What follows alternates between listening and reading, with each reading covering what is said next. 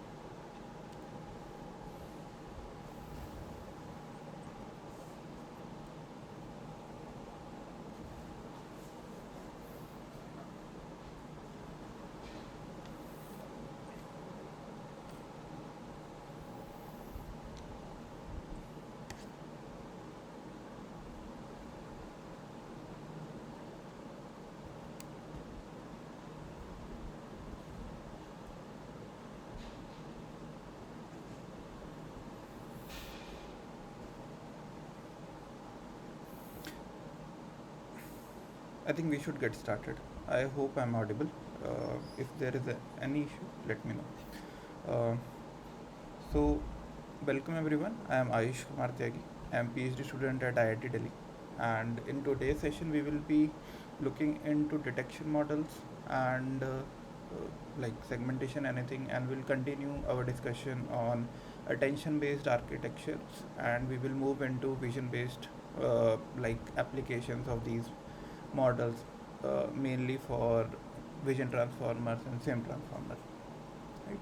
And we are actually, in my sessions, I'm actually running one lecture behind, right? And tomorrow there will be another session which will be based on generative models. We will be looking into variational autoencoders, GANs, and other generative models, right? And so if you have already attended this detection or discriminative models uh, session last week, I don't think you'll find like very different content. It will be very similar, right? Like we'll be looking into, we'll be solving few questions, and then we will go into uh, like notebooks for demonstrating each of the module, right? Yeah. So having said that, let's get started with few of the problem statement questions. So first is, in vision transformer architecture, which of the following design choices primarily help in capturing the spatial dependencies across the entire image when patch embeddings are processed? And why is this method considered more effective than convolution kernel in traditional CNNs for large datasets?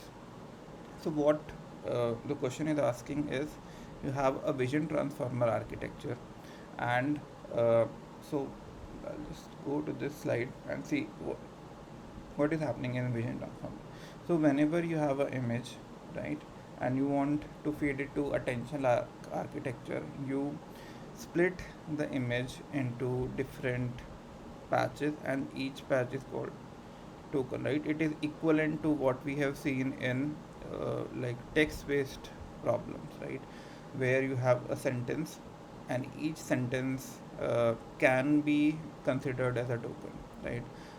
Like there are different type of tokenization in NLP, like maybe byte type, character type, word type, right? But in vision there is a equivalence where you have an image and you split the image into different patches, and each patch is called as the can be called as a token, right? Now what you do is, like, for each patch you project it into a like 700 and I guess 68 dimensional vector, right? And this is your patch embedding. Along with that, you also provide the spatial information, right, from where the patch is coming. So suppose it's a 3 cross 3 grid, there are 9 patches, and what I can do is, like, I can start assigning a index to each patch. So suppose this is 0 0, this one is basically 0 1, and this is maybe 0 2, right? And again this is 1 0 1 1, this is 2, this is 2 2, and this is 1 2, right? So I have assigned a unique ID like to each of the patch I have selected. So I know that, like, when I uh, align them in, like, in a flattened order, I know where the patch is coming from, so that I can actually go back and see that was there any correlation between the patches, right? uh, so uh, so what the question is asking is, like, how this attention based architecture learn a spatial correlation between patches. So suppose there is a person who is standing on top of the mountain, right? So in order to get the whole context, you need to know like, it is a mountain, and which are the patches which is giving you information that this is a mountain. So these patches are basically giving you the information about that the person is standing on top of a mountain, right? So you need to actually understand there is a spatial correlation in the image, and in which patches there is a spatial correlation, right? So you need to have a understanding that 1 1 is basically dependent on 0 1 2 2 0 and 2 1 and 2 2, right? In these patches it is at least dependent on, right? So this actually happen in this multi-head attention block, where your patch 1 1 comma 1 basically attends to your patches and 2 comma 2, right? So what you do is, like, you actually compute attention between this, you compute attention between this and this. So there is a multi-head attention where each patch, there are multiple patches, and you are basically computing attention for this with respect to every other patch, right? So this spatial correlation is basically learned at this multi-head attention stage. What is used to happen in a CNN based architecture? In CNN based architecture, the spatial correlation was learned at the filter stage, or basically kernel, right? So suppose you have 5 cross 5 kernel, or maybe 3 cross 3 kernel. So this kernel is actually learning the spatial correlation, right? So maybe like, if you want to know what is happening in the image, so maybe like, even for like, you suppose you have a classifier that it says that whether the person is standing on top of the image, or top of a mountain or not. So this is 0 1, right? So in order to get that understanding, your filter will be activated whenever it sees a region which actually confirm that there is a person who is standing on the mountain. So in those cases, your these filters will be one, like, maybe not one, right, like it will be activated, right? So in CNNs you have the activation based understanding, which is basically coming from the kernels. In uh, attention based architectures, something like vision transformer, you have like self attention based understanding, where you attend to each other patch and say that like whether this patch is actually adding some information to your current patch, right? I hope this is clear, and the difference between a CNN based understanding and a attention based understanding is clear. If you have any doubt, please let me know.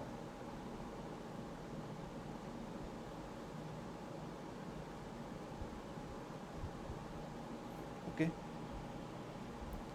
uh, right, so what the question is asking is uh, capturing the spatial dependencies across entire image, right? So the first intuitive guess is basically what is actually providing the spatial indication. This is your positional encoding. So you have a patch, you have a positional embedding as well, right?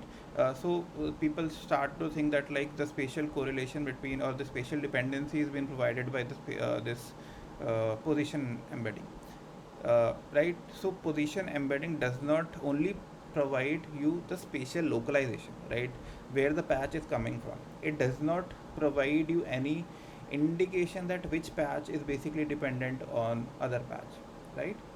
So in order to do that, you need to actually understand how does this like self attention works, mechanism works. Okay, so let's go through the options and see which one is correct. So first one is the use of learnable positional embedding added to patch embedding, which enables the model to retain the spatial order of image patches, even though transformer is inherently permutation invariant. So this is wrong, right? The spatial embedding only provides the spatial localization of patches. The multi-head attention mechanism, which allows each patch to attend to each other patch in image, ensuring global receptive field that increase the model's ability to capture long-range dependencies. So this is what we are actually looking for, right? So uh, your multi-head attention with self-attention mechanism actually captures the dependencies between the patches. Next is the layer normalization applied before multi-head attention. It prevents vanishing gradient, stabilizing the learning process, make it particularly effective for deep network compared to patch normalization used in CNN. So this actually does not provide anything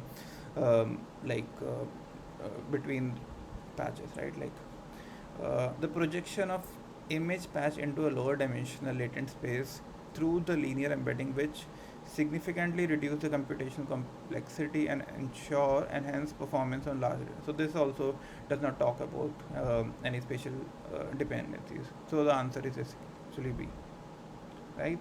I hope it is clear, right? Like the positional embedding only gives you indication that from which spatial localization the patch is coming from.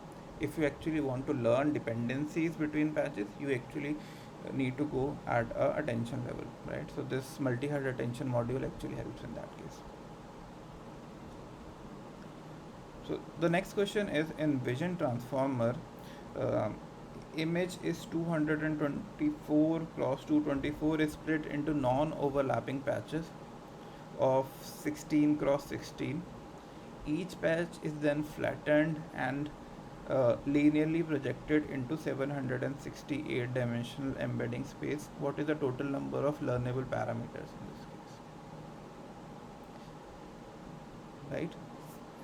So in vision transformer, what we do is it's a projection of your patches to a embedding space.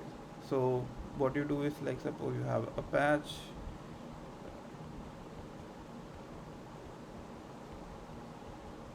right? So this was your whole image, and you split into multiple patches, and these are non-overlapping, right? So you take any patch. So this patch is basically 16 cross 16, right? So you flatten it. So it becomes 256 if you basically flatten this thing. Now what we want to do is we want to basically project it into a 768 dimensional embedding vector.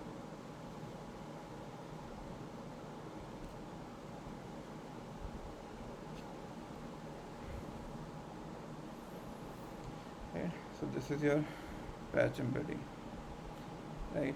So this projection is what the number of parameters are. So number of parameters is basically a product of your number of flattened uh, like your patch dimension in pixel space and your like your dimension in embedding space. So this is the total number of parameter we will get, right?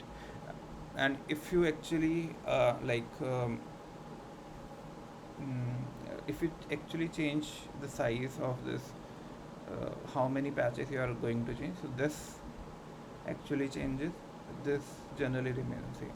So this is the standard way of like training these large vision models. So you have a sufficient enough large patch embedding.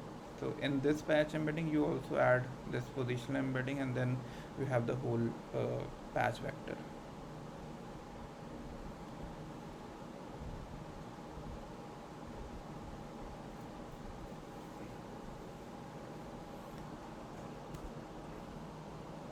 Right, and in this case we are basically ignoring the bias term, right? So we are only considering the weights.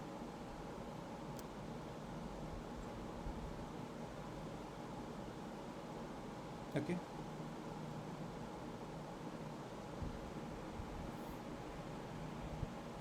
also since we are at this point, um, any okay uh, any understanding why we actually expand the dimension, right? So this, suppose this is, in our previous case this is 256 dimensional vector, this is 768 dimensional vector, right? So what are we actually introducing in this like vector, right? We are, so there will be a sparsity will be present. In some cases it will be basically 0, and still actually we are able to project it into a higher dimensional space. Why is that?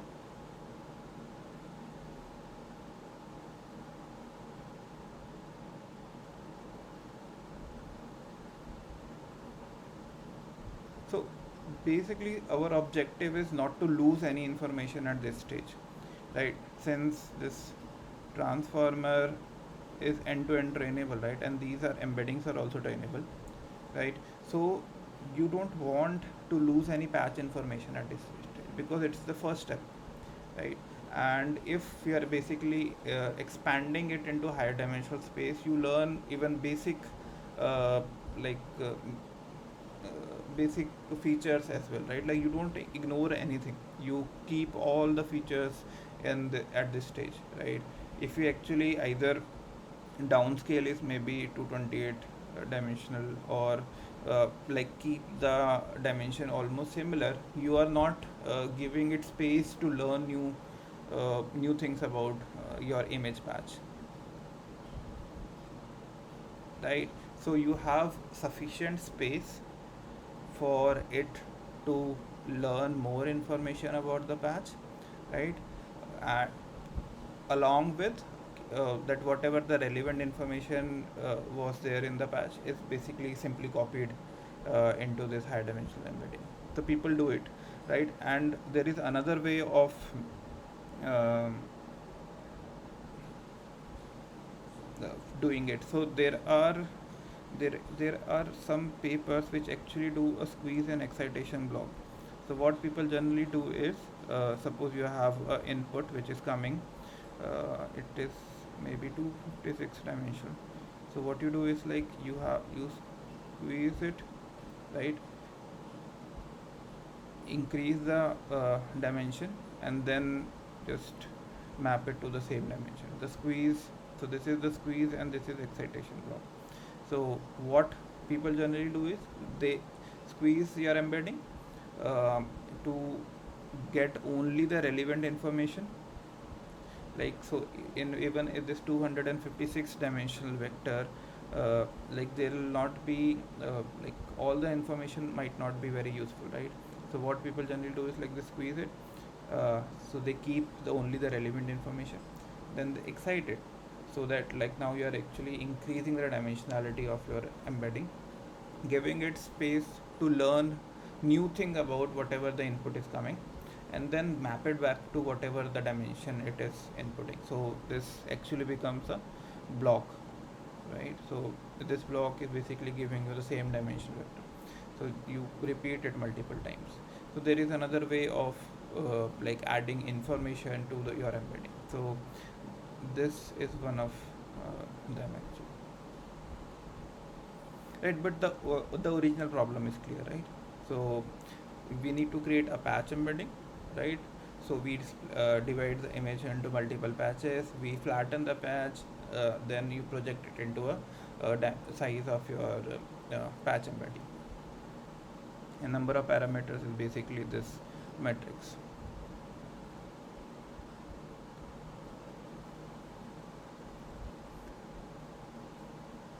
Okay, just to repeat, why do we actually increase the dimension?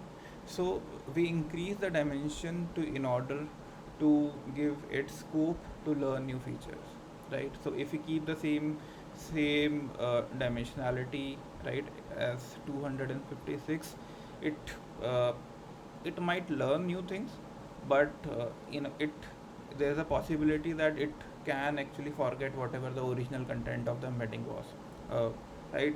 So even if this higher dimensional embedding make a copy of this original data, this is maybe suppose 256 dimension, it will still have a good amount of space to learn new things, right?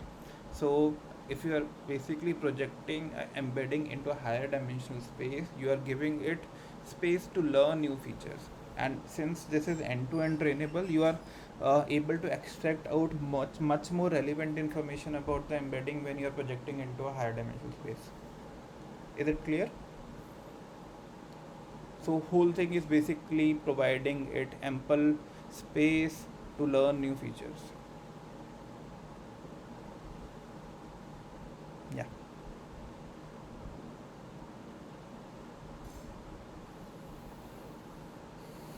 So vision transformer was first breakthrough in like vision space, right?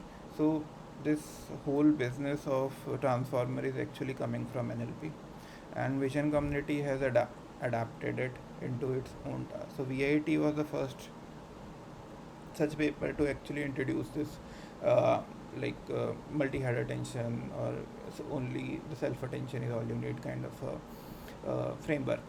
Uh, and after vision transformer, people have realized that it boils down to scaling everything into large data sets. So if you actually scale things to a large data set, you are actually learning very good representations, or your model is actually able to understand the region which actually it need to focus on, so that it can infer things better, right? So there was only one issue with vision transformer, was that there was like it was scaling everything into the same space, right? So suppose you have uh, this image and you have created into this maybe 4x4 patch, 4x4 grid, and you have multiple patch sizes, right? So you're saying that like each patch is equally important, right? But which is not true, right? Like, so there will be details which are very fine grained.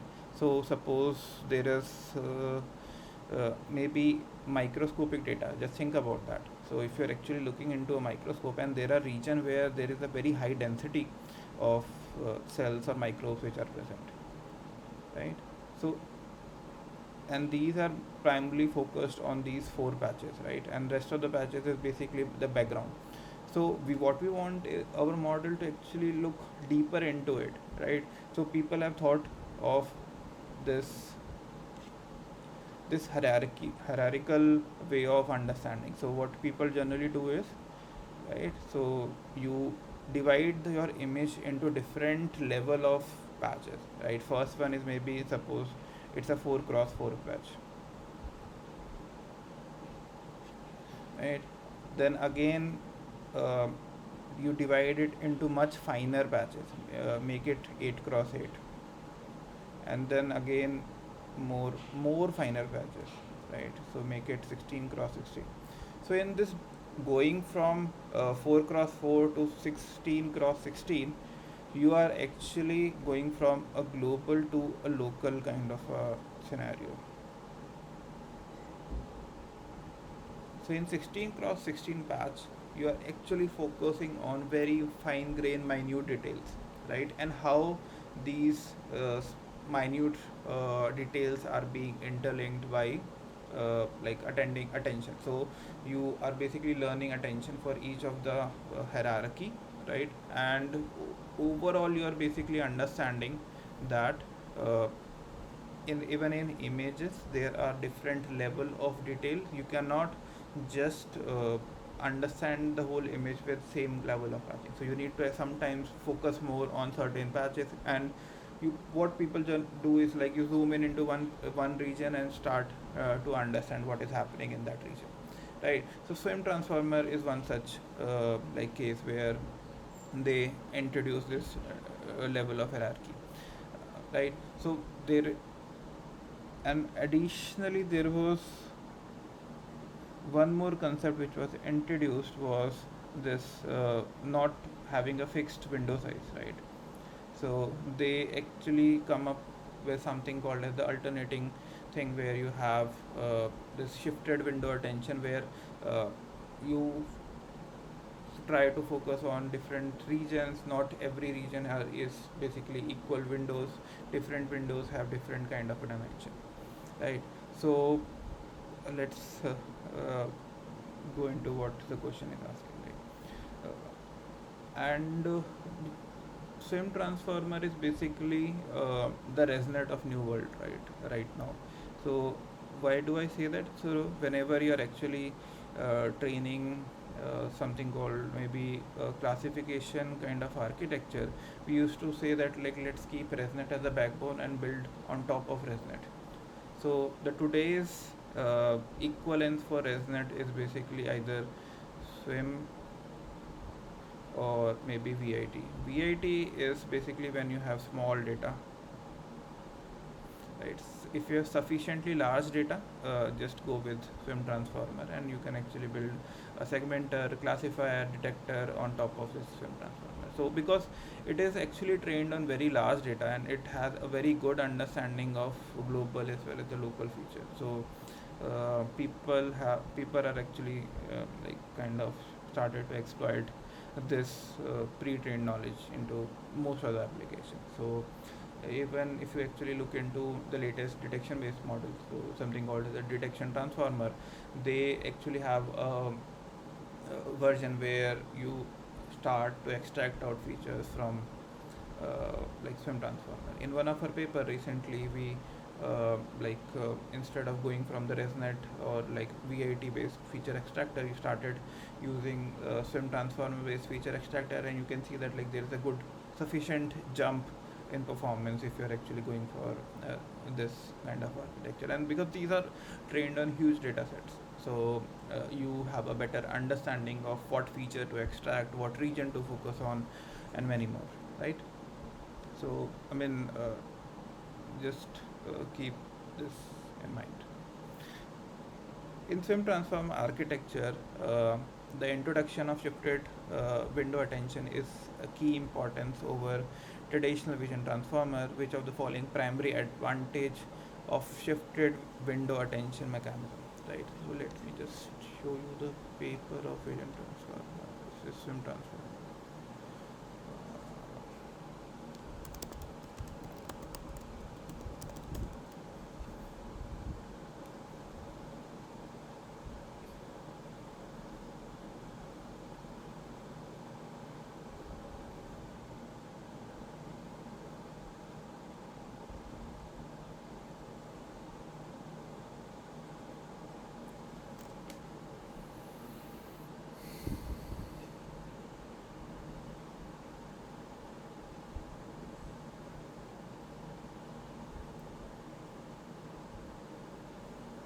You can see, right? So this is a paper of swim transformer, hierarchical vision transformer with shifted windows. And if you can see that like there is a different level of hierarchy of information, you can see that like even the image is actually split it into multiple grid sizes. Uh, One suggestion to people who are actually following the course, that over the time you'll realize that one of the latest innovation is actually coming through the papers. So if you are actually dependent on open source or maybe like from third parties, maybe maybe someone posted on Twitter, maybe or someone posted on LinkedIn, that like this is something new and all, right? But the true information which is coming is through paper, and over the time you should actually uh, see that like what innovation they have done, so that like you can actually either get that thing into your system, right? Or maybe any small tweak you want to do in your like model or something like that, you can actually take it from their work, right? So the point is, it is good to be comfortable in reading papers, and it is going to take good amount of time. So my suggestion would be to just get started and try reading papers, so that like uh, the latest innovation and how the field is moving, you have a sense where the field is going, right? Otherwise you will be always dependent on someone to extract out information from papers and give it to you. Yeah.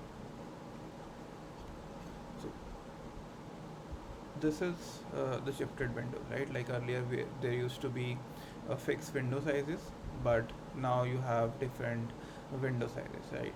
So you don't need to be like dependent on like four, maybe 4 cross 4 grid, right? You can actually have different type of like regions you can actually focus on. So and in this you are computing the self attention. So you are understanding different region with different like windows, so that actually like help, right? Like so suppose in this case, like for these region this might not be helpful, right? And still you're actually computing the self attention between them. So uh, right, for this region maybe only this region might be helpful. So if you're actually computing the self attention and at this scale, you are able to learn much better features.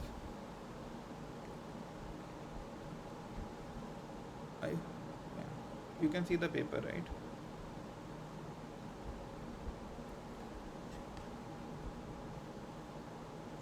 Okay.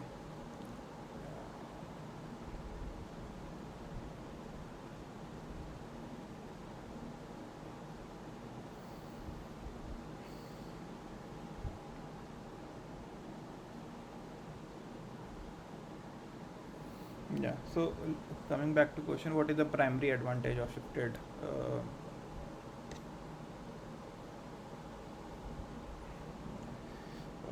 So it enables window to attend to every other window across the entire dimension, improving the model's ability to capture global context without increasing the computational complexity.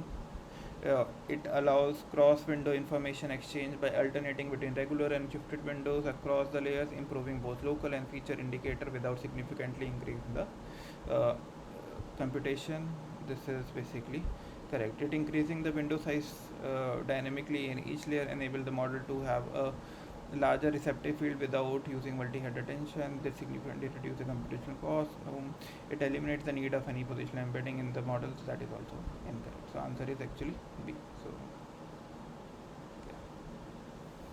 So next is you are working in swim transformer that processes an input image of size 224 cross 224 with a window size of 7 cross 7, right? For right uh, for window size of 7 cross 7, you operate in 4 hierarchical stages with patch merging between each stage. Input patch is 4 cross 4, right?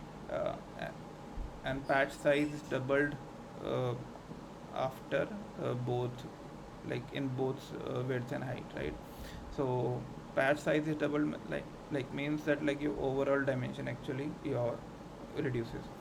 So how many windows will be created in the first stage of swim transformer when window size is 7 cross 7? So you have an image of 224 cross 224. You have a window of like 7 cross 7, right? So and you have a patch size of 4 cross. So these 4 information is required for us. So what we generally do is you divide your whole image into with your patches, right? And this is the amount of patches you will have, right? And now what you want to club them into a window of 7 cross 7. So now you want them to be mapped into a 7 cross 7 grid. So what you do is like simply divide it with 7 cross 7. You'll have 8 cross 8. That means that you have total have a 64 windows. So what is the hierarchy here? You have an image which is 224 cross 224. You have each patch is 4 cross 4, right? And and you have window which is basically 7 cross 7. Even in window you can have multiple patches,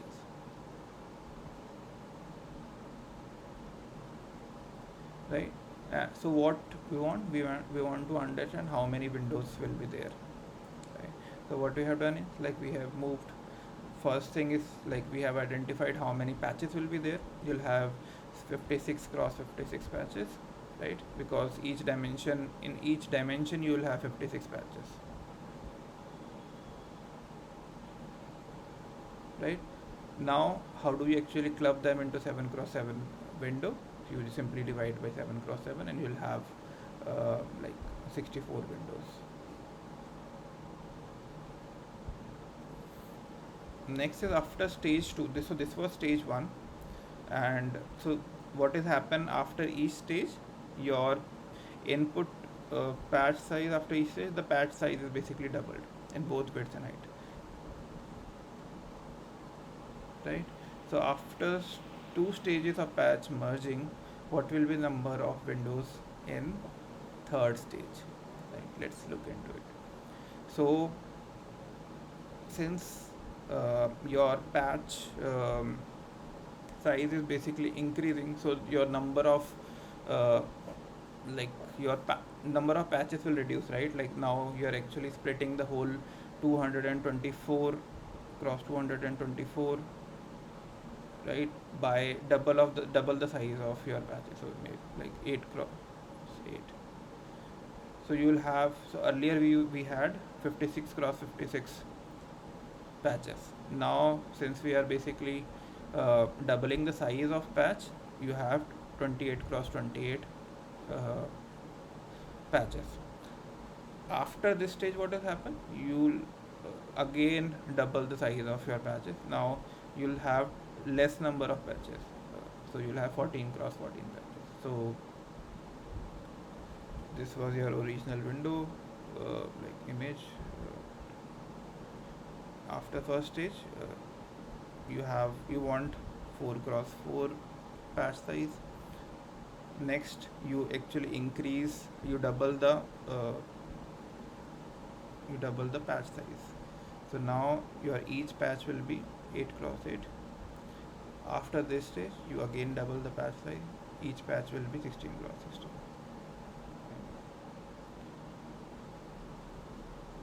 Right, so your total number of patches will actually reduce. So in this case you will have 28 cross 28 patches. In this case you will have 14 cross 14 patches. Now we have to identify how many windows will be there in this case. So you have 14 cross 14 patches, and each window will have of dimension 7 cross 7, right? So you'll have four such windows. So windows is basically a combination of patches, right? And you'll each window will have seven such patches. So after like two stages, in the third stage you'll have only four windows. So 16 windows. Why it should be 16 windows? You are basically reducing the like patches in the horizontal and the vertical dimension, increasing the patch size and basically doubling the patch size.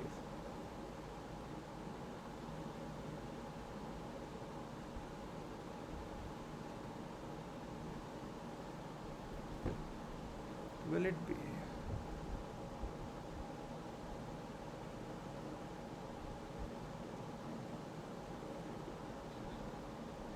No, right? It's if you actually divide 224 by 16, you'll have 14, na? 14 cross 14. So after each stage, you are basically doubling the patch size. This was 4 cross 4. This was like 8 cross 8. This is 16 cross 16 patch. So if you actually divide this overall image size 224 by 16, you'll have 14, right?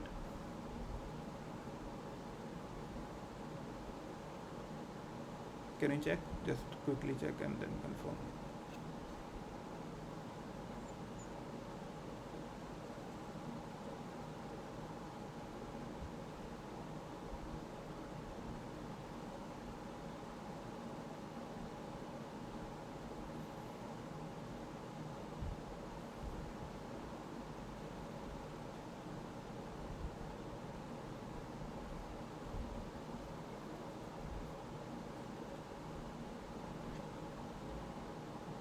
Yes, sir, but this is after stage 2. I was confirming for stage 2.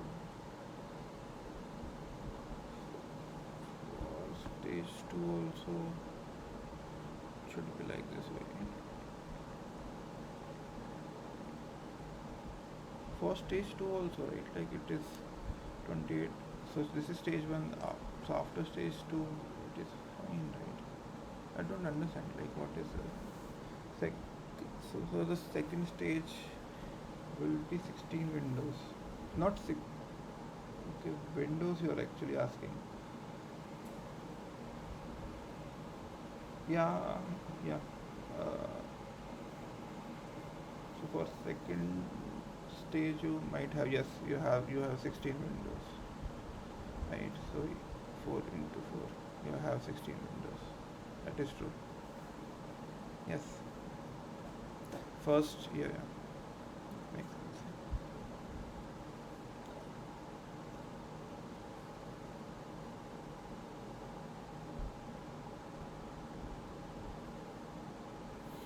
The next is actually the question is actually based on detection transformer. I think we might need to go to detection transformer and see to ourselves.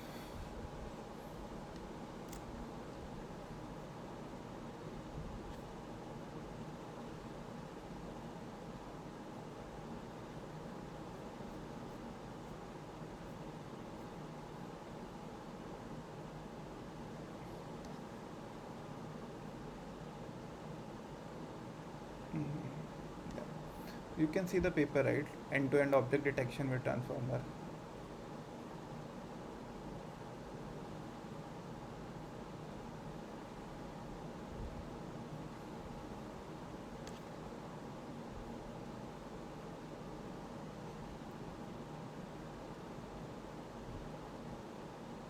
So this is a detection based approach which is based on transformer, right? This was basically came in like from Facebook Meta Labs. Yeah, so what we were earlier used to do is Like we used to you only look once, YOLO. What we used to do is like we split the image into different grids, and for each grid you predict anchor, like centering that grid, right? So, and each anchor is in a form of a bounding box, and you identify that like which has the highest confidence, and we only keep those bounding boxes, right? So what they have done is like they use a CNN based model to extract out features. These extracted features they are fed to basically transformer based encoder decoder, uh, right? And then what they do is like they predict a set of bounding boxes for each image. So in practicality they make 300 predictions, right? And they use something called as the bipartite matching. So what it does is like you have multiple bounding boxes in your prediction, and you identify which bounding boxes is closest to your ground truth bounding box. Suppose this is actually closest to this one, and this bounding box is close to this one. There can be other bounding boxes which are basically empty, right? And it doesn't match with anything,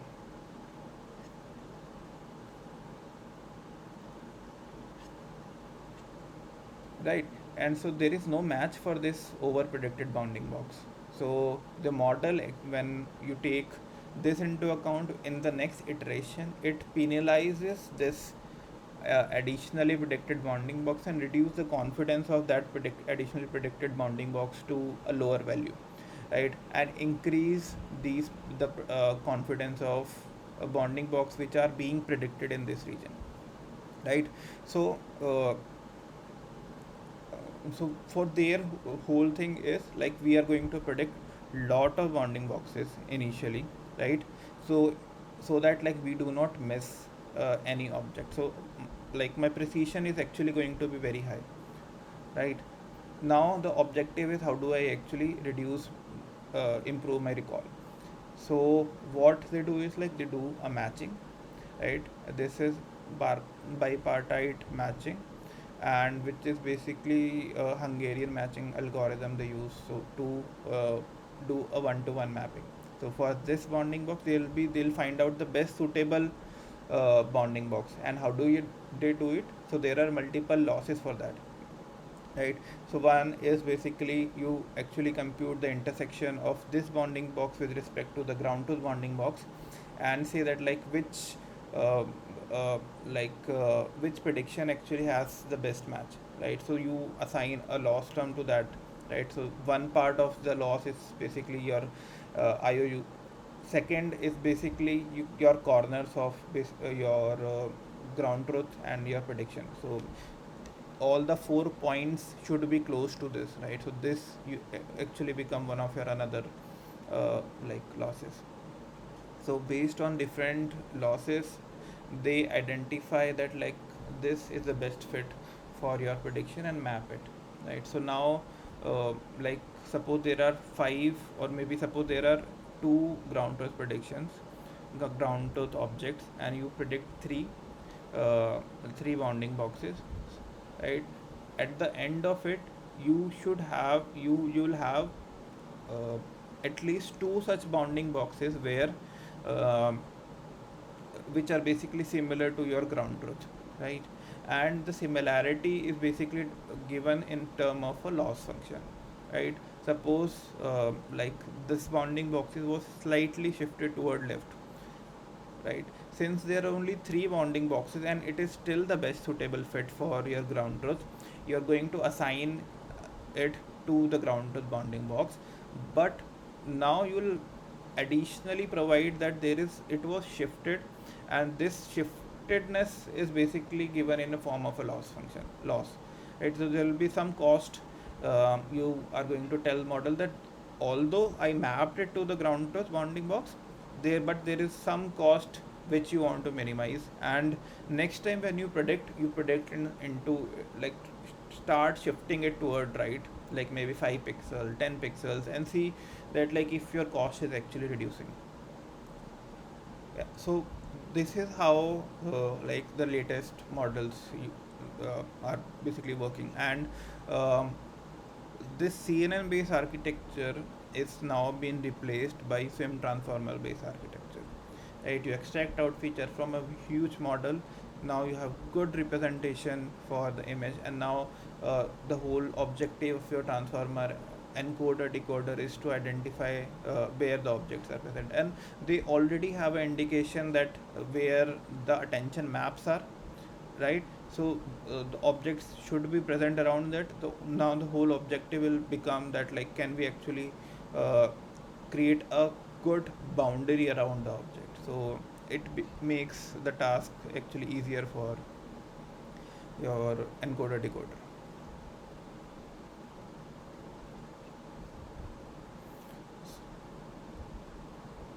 So this is your the Hungarian matching algorithm. So there are two parts. First one, I guess, second part is basically the box loss based on the bounding box. It can be IOU based loss, or maybe uh, the it can be IOU based loss, or maybe we are counting out the, what do you say, coordinate difference basically. Like each coordinate is close to your ground truth. Second is, I think it's a maximum likelihood um, kind of a thing, where you say that, like, what how confident the model is. Suppose uh, model is very confident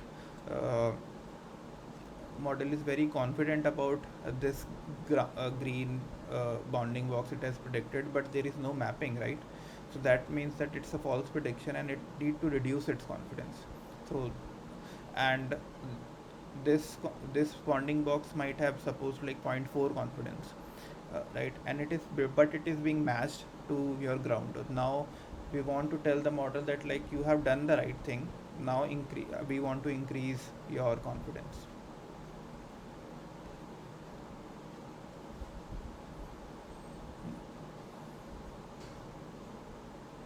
Right, so this is the whole architecture. You have CNN, you extract out feature, you add position and encoding, you have encoder, uh, then you have like a decoder. So there is something called as object queries. So I think there are 300 object queries. That means that, like, for each object query I want to generate a bounding box. So I'll be generating 300 bounding boxes, right? And now what I will be learning for these 300 bounding boxes, whether there is an object which is present inside those generated bounding box or not, right? So you have a feed forward network which predicts the class of bounding boxes, or and the coordinate of the bounding box. If there was no object inside that bounding box, it should actually learn that, and learn to say that there is no object. So there is one token, or like the flag for that, right? So suppose 0 is your no object, and 1 is your class 1. So it should actually predict 0, right? If it is 0, we simply start to ignore it. And like next, corresponding to this gold query, you say that, like, you assign different class and bounding box. Like for query which is blue, it should assign that, like, there is no bounding box, and there is no object inside. So there in this prediction, we only show that, like, what like only show bounding boxes which has which are basically non object bounding boxes, like. So that means that, like, there is a class to it. So we show the pink and the golden or yellow one, right? So these two words have been like shown, and we simply ignore this no object kind of cases. But when you are actually training the model, you make use of them. So how do we actually make use of them? We ensure that, like, this bounding box is not matched to any of the bounding box grounded bounding boxes. You assign a cost to that and reduce its confidence. So reduce its confidence means that, like, move it toward uh, the understanding that there is no object for the bounding box you have predicted, right? So uh, right, so, like, the whole summary is, you predict lot of bounding boxes in each, right? And you learn that whatever the bounding box is you're predicting uh, might not have all the like object inside them. You start to understand that which are the bounding boxes which are critical to me, and increase the confidence of those bounding boxes. And for the bounding boxes which are not critical to me, just say that like there is no object inside those bounding boxes. And whole theory that like why are we actually predicting 300, like yeah, we have 300 object queries, is that like we don't want to miss any object, right? So it's kind of taking parallel from the anchors, right? So you have, suppose for each block you have multiple anchors, right? Over the time you start to refine the anchors, right? So but now you have 300 kind of anchors. You start to localize them into your targeted objects, and for other objects just like for other anchors just say that like there is no, these anchors are not required.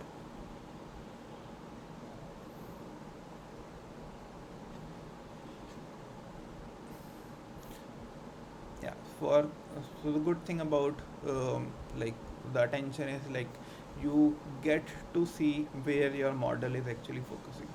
So if you actually look at this image, your encoder self attention, right, is focusing on these feature of this cow.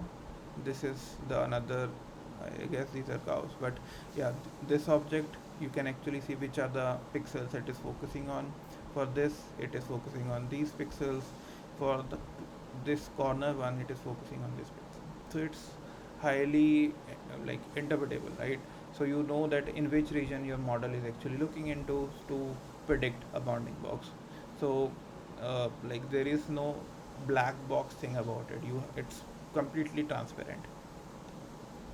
So people, that's why people actually started to adopt it more rapidly.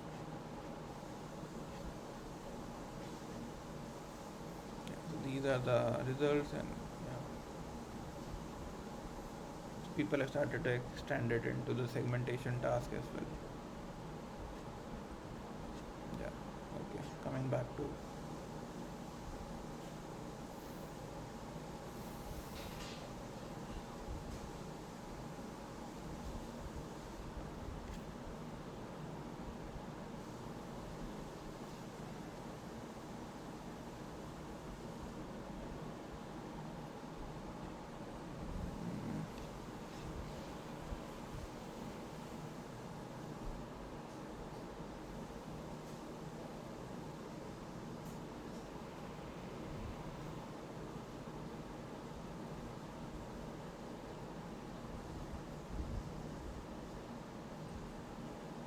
just a minute.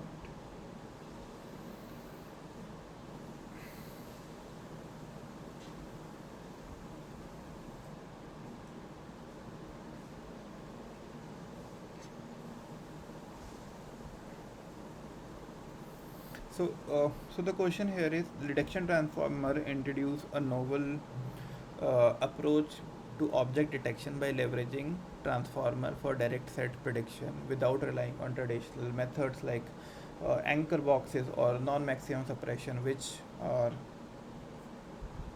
uh, right, which of the following best explain the role of bi- bipartite matching loss in detection and why it is crucial for model convergence? Right, so bipartite loss is basically used to maximize the distance between predicted uh, and grounded bounding boxes by assigning each bounding box to closest prediction, ensuring the localization accuracy for overlapping. So bipartite, for B it is bipartite matching loss ensure that one-to-one correspondence between predicted and grounded by solving matching problem between two sets, reducing the need of post-processing steps like not maximum suppression and allowing model to uh, avoid duplicate prediction. So this is the thing, right? Because this one-to-one correspondence is actually important, like super important actually. So this is the whole objective of thing. You go through the other things, but yeah, this is what we are trying to see. So this is the actually last question. like we will just read it, and I think I'll go to the paper, and then we conclude it there. Right. So there is something called as the segmentation anything model, and it is kind of recent. So this is 200 to 2021 or maybe like 22. It came in. So what problem it is actually solving? So suppose segment. So I hope you understand what is the problem of segmentation, right? So in an image there is an object, and each you want to understand that classify each pixel of this object into like maybe say one, right? So you have a very accurate understanding of object boundary. This is the segmentation problem. Segmentation anything model which basically people call it SAM, um, take guidance from user in a form of a prompt and predict segmentation mask, right? And there are multiple type of prompts which you can give. So you can actually have a text based prompt, right? Let us say that like you have an image which you have seen, so right, and you can just say that segment the cow, right? So in form of text you can provide the model what task it need to look into, right? So here the object is basically cows, and it will segment all the three cows which are present. Like next is you can actually provide it a much uh, better form of like prompt, right? So there is something called as a box prompt. In box prompt you provide it with the bounding box, and it will automatically segment the object inside that bounding box. Third way of it is point prompt,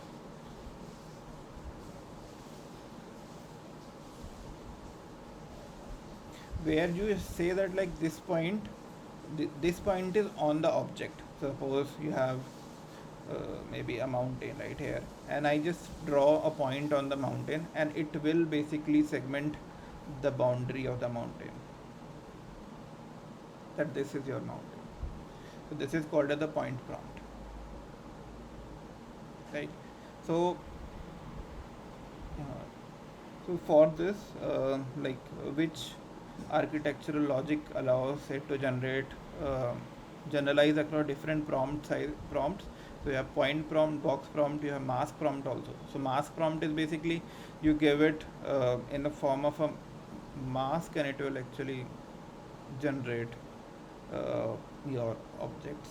So mask is basically it is used in the loop of refinement kind of thing, right? Like you give it a approximate mask, and it will predict the actually uh, like the correct boundary, right? And then you can have one more iteration that like if I give you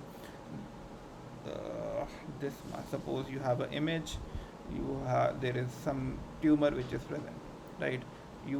What you have done is like you have trained a segmentation model which basically predicted that this is the segmentation mask, only this part, half of the tumor is basically the segmentation mask.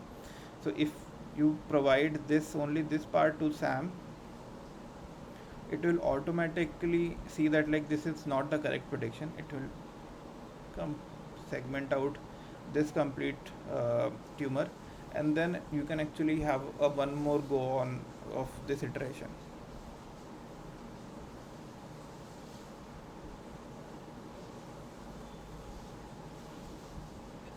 right? And then like just provide this segmentation mask to SAM also again, and then just say that like okay, now we have converged if these two are very close, right? So basically this vision transformer based approach is what prompt encoder uses. So you have a prompt encoder which takes prompt from multiple types right? So this is point prompt, this is box prompt, this is text prompt, and unifies them. It unifies them into different thing. Yeah. So answer is C here, but like I think we'll go to the paper and see that what I was talking about.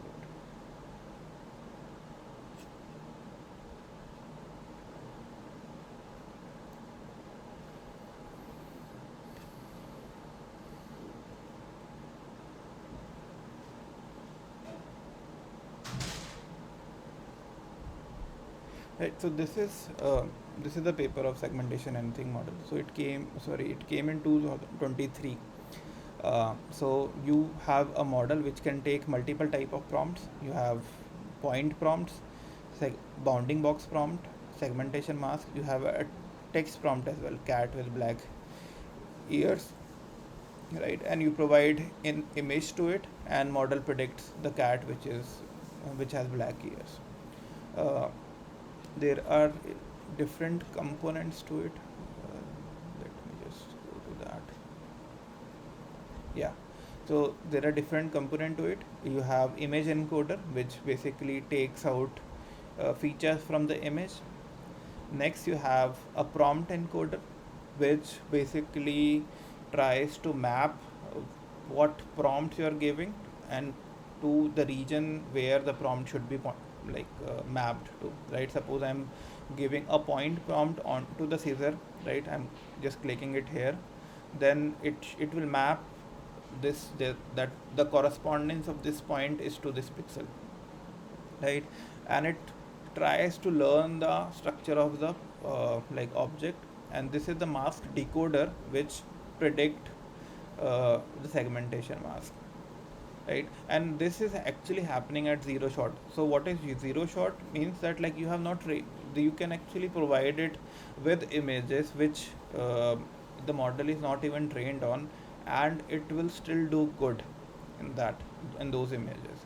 So this is basically the zero shot stage, right? Like you are not even retraining it on your specific data set. You're just providing it some guidance in form of prompts, and it is actually doing well in segmenting, right? So is like something like GPT, right? Like there might be some cases where the GPT is not trained on, but still it has gathered information from different cultures, and it can actually use that kind of information to give you some conclusion, right? So in the similar way, the prompts are some sort of easing out the business of this mask decoder by telling that like, okay, I'm only considered want to consider this object to be segmented, and it will do the good job.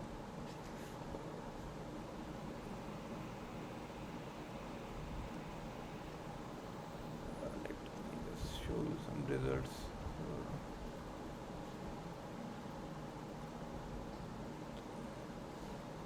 Right, so not this one.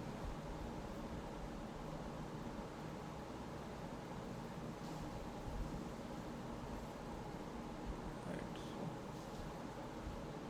if you actually give a bounding box around this, you can anyway segment it, that is for sure, right? But like if you actually look into the embedding space, that which are the object which are very close to this object which I have segmented, you will see that like these objects were identified, that these objects are also very similar to your current object of interest, and it can actually directly segment them out. So that is a very good thing, right? Like you have an understanding of object structure, and you have an understanding of what other objects are present in the image which are very similar to what you are trying to segment. So even in this case also, suppose this person is running, and you will identify that there are persons who other person who also have the similar attributes. So all of them are basically have the similar embedding.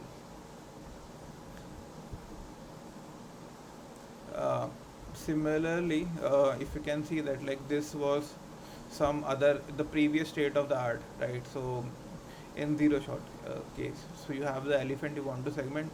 For SAM, it has perfectly segmented out the region, and it's actually very close to the ground truth. But here there are certain discontinuities. And for that, they have created one of the largest data set for image segmentation. Right. So just see this, the scale of their. So each object is segmented into at very granular level. So this is close to 111 million images are there, and very high quality segmentation. So that's how they are able to identify certain object, even at very large, densely spaces. They are able to do well. And what they have done is like, so they initially they trained this model. You have suppose version 1, right, and used this version 1 model to get prediction on certain images, right, and then they hired some annotators to basically see whether the predictions are correct and just correct those predictions, and they repeated this cycle multiple times. So you have like you train a model, do the prediction, correct the like predictions. uh, so in this stage you will only use the predictions which are very the model is actually very confident about. So the annotators only just validate that like this segmentation, predicted segmentation is correct. So now you introduce this very confident prediction into the model training, your data set, you train it again, right. Now the version 2 actually does better job, right, since you have increased the data, and the data, so the noise is actually at the minimum level, right, and you do this step like 4 5 6 times, and in the whole process you are actually doing good things, right. Like first one is basically you are increasing the quality of annotation data. So you have a large data set, right, which is only validated by humans, not annotated, fully annotated by the humans, right. Next is you have a model which is trained on high quality data, and uh, the whole thing about this attention like architecture is if you train them at scale, you will observe like a tremendous performance.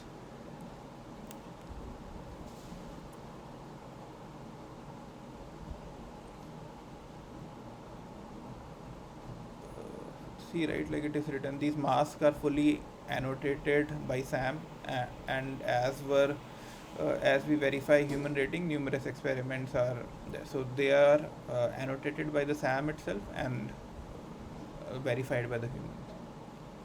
So if you can see that, like this is the point prompt they are giving. So if like you just say point on this this like lady, and there can be multiple things the person is maybe trying to like segment out, maybe the back, the whole human, right. If you are actually pointing out at this thing, there are multiple things the user might want to segment, right, like maybe the arm, or the maybe the whole object, right. So there is an ambiguity in that case. So what they generally do is they provide you three type of prompts, three type of mask for each prompt. So and what typically happen is there is a level of segmentation. So first prompt will have the whole object, second will have that suppose like I prompt here in this region, right. uh, so like you definitely segment this part, and you segment the whole the adjacent part as well, which because it's a part of the like region I have pointed out. And then the third is basically you completely segment out the whole object. So there are three level of segmentation in this case. So let me just show you a notebook where we are doing segmentation and see how. So this is actually the open source code, and like even the model they have made open source, so you can actually use it. So this is our target object, right? And we will see that if we provide different type of prompts, how are we actually going to segment. Uh, but I hope you understand the complexity of the problem. So um, using this, the whole date you can actually segment out things, that is one thing, right? But the data annotation aspect, where only by pointing out the bound using a bounding box, or just pointing out the point where uh, on the object where you want, which you want to segment, you're kind of making the whole process of annotation very fast. Otherwise, some dedicated person will have to segment out the exact boundary and then just save it and do it for multiple such objects. Now with these kind of models, you can just, your annotator will only say that, just that it will basically point out on different objects, and it will automatically segment out the boundary, and they'll only need to just verify the boundary. Suppose this is a point I want to segment, right? So I pass this to Sam, and it will provide me with three different type of masks. So first mask is this window, second mask is this complete window, and the third mask is basically the complete object, right? So there are three type of masks which it has provided me. You can have multiple points as well, right? So I have provided this point and this point, so definitely it is going to segment out the whole object. So there is other way of point, like introducing points as well. Suppose you don't want the model to segment out this whole object, you can actually provide the negative point as well. So this red one is now a negative point, right? And it will say that, like, whole object is not essential to me, only focus on uh, the region which is near your, like, positive point. So this is positive point, green one. So now it's basically segmenting out the region near the window only. This is basically the box prompt. So I have drawn a box around the wheel, and now it simply segments out the wheel. And if you actually like see, it's, the segmentation is very good actually, right? And there it can be a high case that this object was not a part of the training, so we are basically testing it out on the test set and or the real world setting, so which is pretty amazing. You can actually combine what is a different type of prompts as well. So you have box prompt, and you have a negative point prompt as well. So negative point prompt is basically at the center of tire I don't want it, I just want the rim of the, like, the outer maybe the tube of the tire, right? So I just provide this negative prompt at the center, and it excludes all the metal part which is at the center, right? And focusing on the outer part. You can provide multiple bonding boxes as well, right? So this is one bonding box, this is another bonding box, this is another bonding box, and it will segment all of them, right? So there's a batch processing as well. So batch processing is basically you do the same computation, but like now you do it in a batch, right? So you have multiple, you don't do it sequentially. I don't want to do a forward pass 4 times, right? So you do everything in parallel.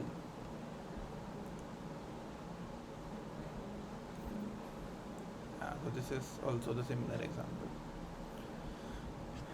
So there is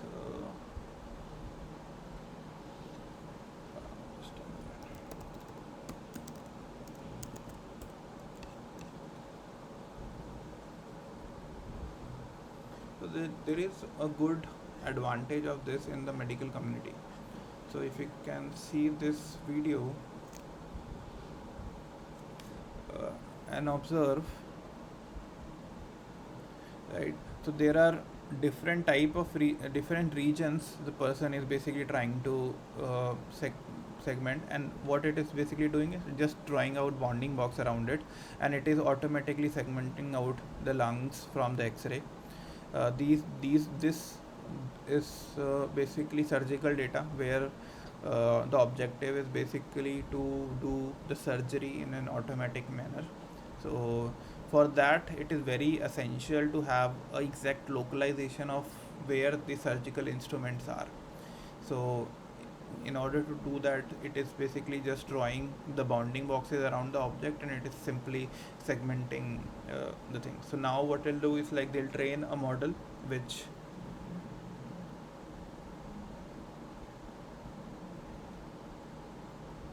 like it is actually pretty quick. So I'll just show you in the other notebook how do we do it, but it's pretty fast, but not real time, but it's definitely very fast. This is, I guess, the cell segmentation they are doing. So different region of cells they are segmenting out, and you can say that like it's basically assigning different instance to each object. So not there are no two colors which are same. So it has that understanding of what is third, second and third.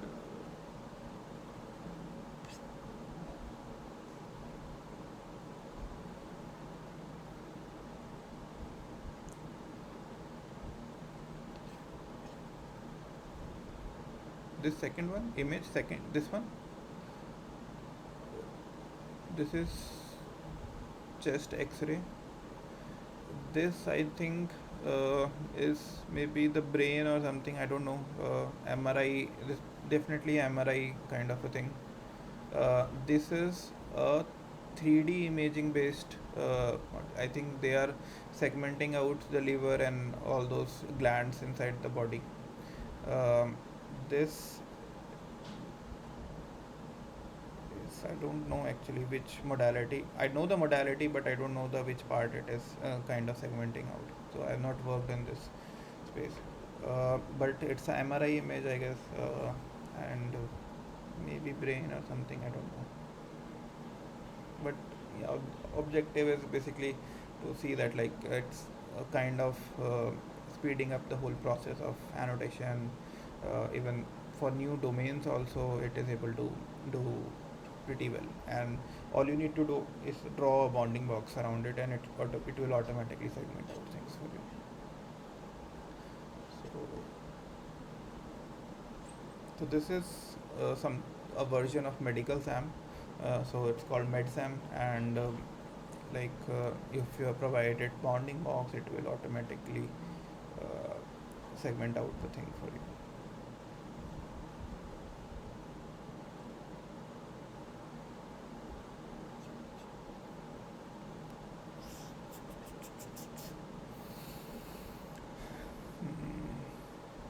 So we also actually did some work in this space where like we tried to segment out. We also did a similar work in this space where we tried to segment out cells. So you have points, you have for each cell you can have multiple type of prompts.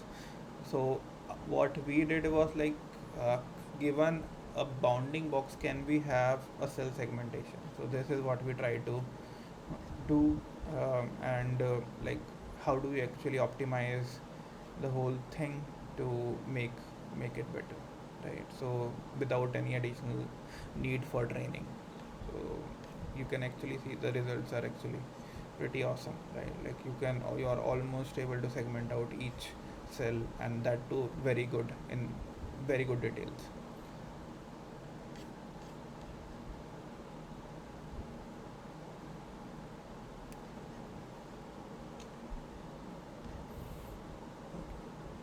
This is with Sam.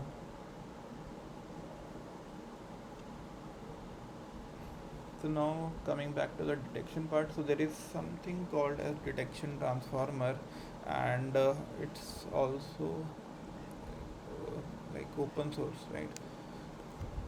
This is fine. You can actually detect different type of objects, and just a minute, let me just conclude some first.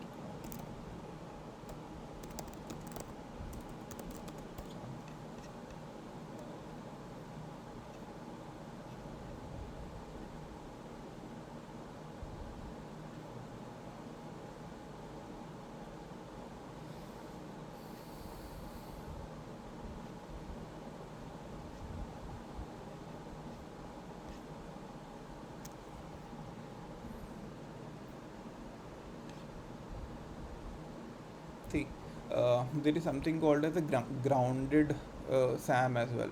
So the text prompting part is actually taken care of in this region. So in this project. So what you can do is like we have seen that there can be point prompt, there can be bounding box prompt. So there is something called as a text prompt as well. So if you say just write text prompt beer and you give this image, it will automatically detect the bounding boxes around the object, right? And now you can give these bounding boxes to SAM to segment it out, right? So this this is, I guess, grounded Dino, which uh, uh, take a text to a bounding box. Once you have text, the life is sorted. You just provide text, these bounding boxes to SAM, and it will automatically segment out. But this leap is actually very important. So there are multiple type of prompts also: horse, cloud, grasses, sky, hills, and it draw bounding boxes around all of them just by looking at the text prompt, right? And once we have the bounding box, we simply pass it on to SAM, and yeah.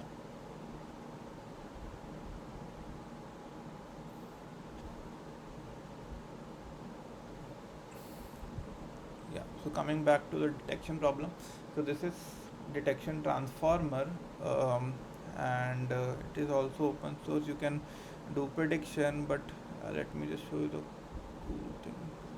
Yeah, this attention is very crucial actually. Sorry, this yeah, so this attention part is actually very crucial. So we are able to do bounding boxes around all the objects, right? If you actually look into it, so there's a cat, and this is the confidence with which the model is saying it's a cat. So 100 confidence, this is remote, this is also very confident, this is couch, this is cat, and this is remote, right? And if you actually look for the interpretability part, you can see that like using which region it is able to tell that this is a cat or this is a remote. So you can see that like uh, this is the attention map for cat, this is also attention map of cat, right? So it is able to identify, not only identify the bounding boxes, it is able to identify the region on based on which it is saying that this is a cat. So that actually adds up to the interpretability part of the problem. And if you are able to tell on what basis you're saying that the bounding box should exist, uh, then you know the causes why the model is also making some errors, right? So it helps you debug the whole thing in a much better way. Yeah. So there are, let me share the ViT.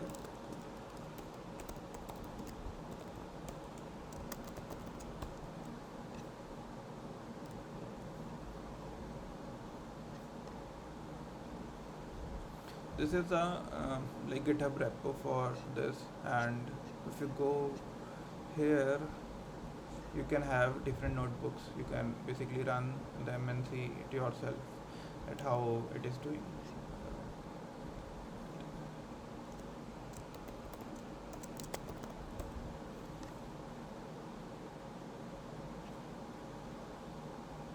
So uh, this is built on top of detection transformer, but uh, it uses uh, different backbones. So this swim large is basically whatever swim transformer was, right? And so here we are using it to extract out features and use it as a backbone, and then train the model on top of that. So you'll see that like over the time they have shown the model accuracy improves drastically. So if you actually see this is basically the region of your the traditional uh, detection transformer. So this is RCNN This is vanilla DeTR, so whatever detection transformer we have seen, and this is the space where this model is operating based on like backbone of SIM transformer. So it's a huge jump, 42 to maybe 451 kind of a jump. So like if you are actually using anything to build like detection based model, just search this repo Dino, and it basically does a good job.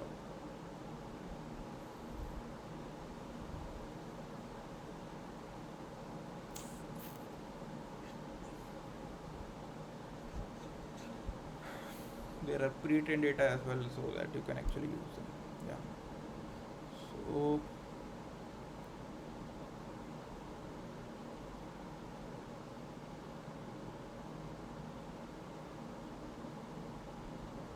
okay, sorry, I missed the content comments. So which, if we compare text and box in an image, then which is more potential? So text is not that useful, right? So it is easier, but it will not provide you the exact uh, localization. So box is basically preferred, uh, right? So, and also the ability of a model to map text to bounding box is what do you say, not that great, right? So so if you have a choice where you can if you have to choose between text and bounding boxes, just go for a bounding box based prompt. All the text is like, it makes the task easier, but it will also introduce noise. And that is detecture hands on notebook on drive. Let me just share the repo.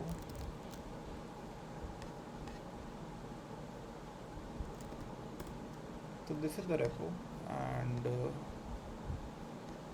notebook also should be here.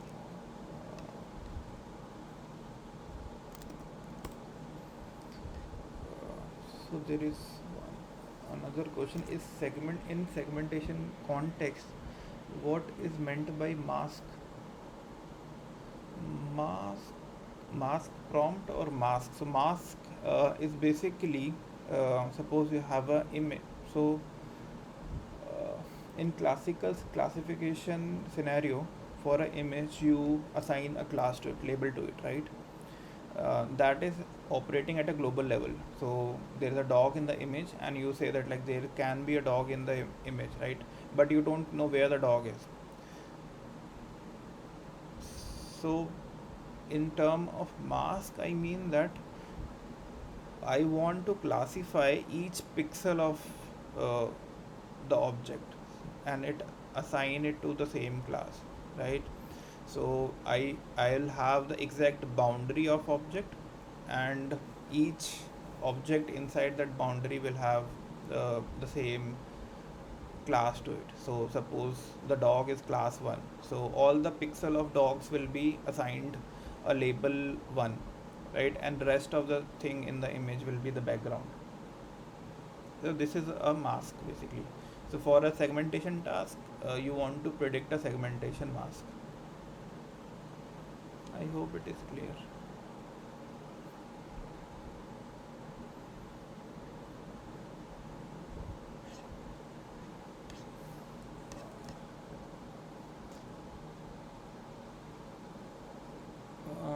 Actually, I'm not a part of exams questions, but they will be centered around whatever the question we are discussing. So, like, you can expect similar kind of questions. So the most of the assignment in the course are based on lab works. What type of questions are usually asking? Like, are the assignment questions sufficient? So they are good starting point, right? But they are definitely not sufficient. Um, right. So what you want to do is go through all the lectures, go through like assignment, like whatever the question we are discussing, and then uh, if you want actually want to see that have you understood the topic, just go for maybe sample questions from good universities like maybe Stanford. There are midterm papers, so there is CS 231 and of computer vision for deep learning. So they sometimes put question papers which has many things, right? So for you can see that like if you can get sample papers from those universities, that actually helps you understand the topics in a much better way. So I guess the objective will be to test your understanding of the topics you have seen. So it will not be very straightforward, uh, right?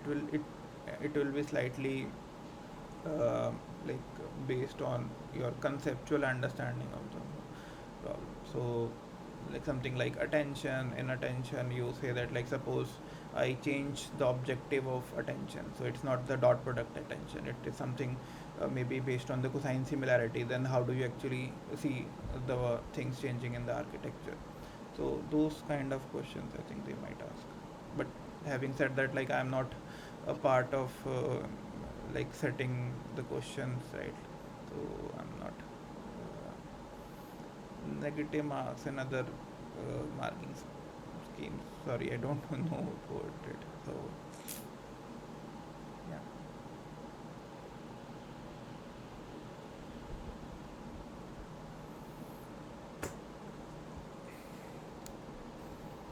I mean, just ask in the discussion channel. Uh, Ask in the discussion channel actually. So the admin should be able to give you details about negative markings and the other marking schemes. You can actually mail them as well if you want help NPTEL. They should be able to answer.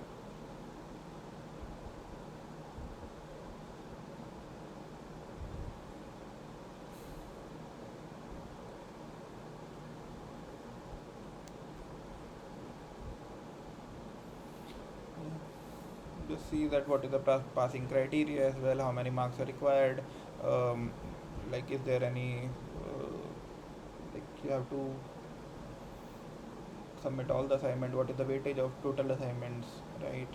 Those kind of questions. What is the weightage of quizzes, that you should be clear of. So you can ask them, they should be able to respond.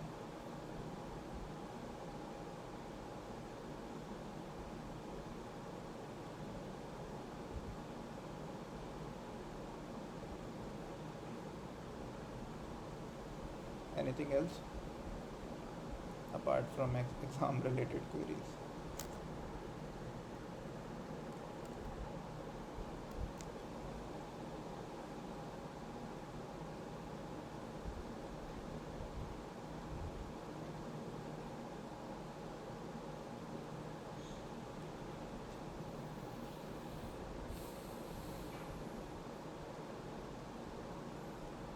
Shall we close the session then, if there is any no other doubt?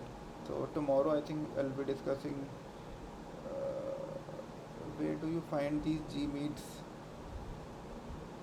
There is a Excel where you can actually find all these sessions, and there are three other TAs who are also taking these uh, sessions. So let me just see if I can share.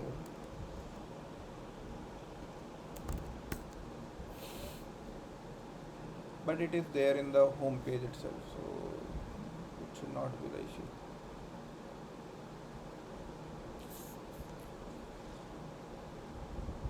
Just a minute almost. Please upload as well apart from general ones.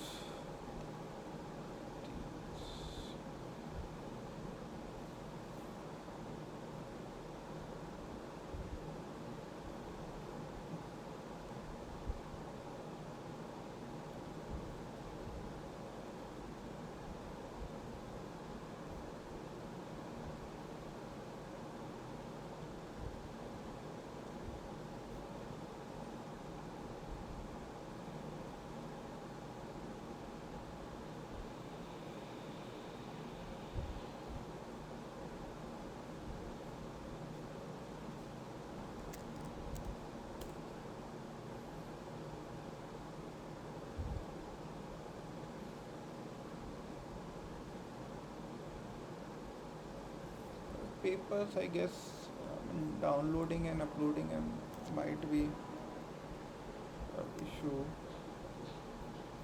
Uh, but there are, I will just summarize all the papers we have discussed here. I'll just put it in the chat. Segmentation, anything, or maybe the link of these papers.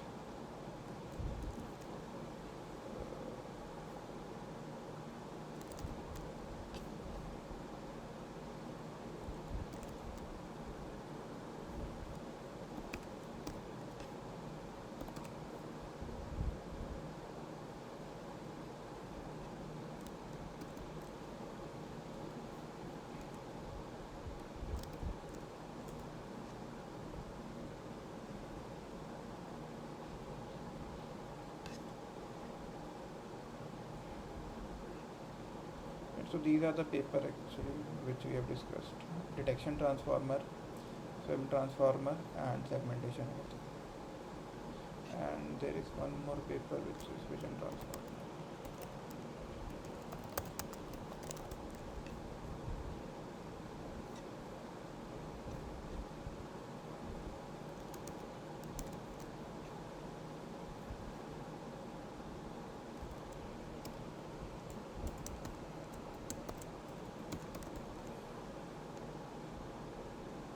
These four are actually what should summarize today's session. Just copy them and paste it.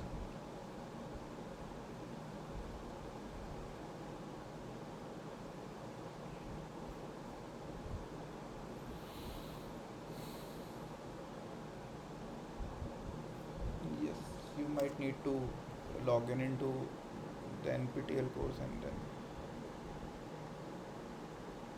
you should be able to access.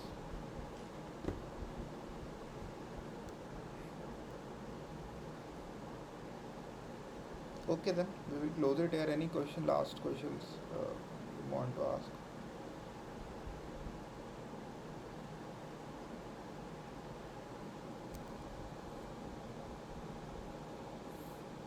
Yeah, tomorrow we will be looking into generative models, variation autoencoders, GANs.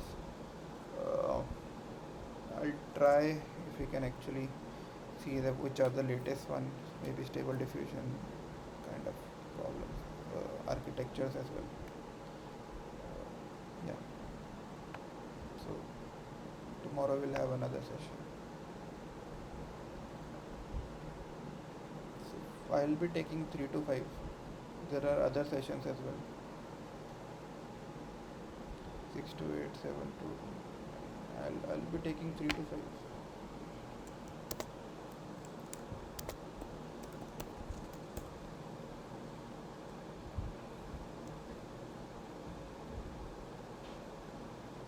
Okay then. Thanks everyone for joining. We will close it here. Any doubt? Maybe you can ask in the discussion, or maybe tomorrow also.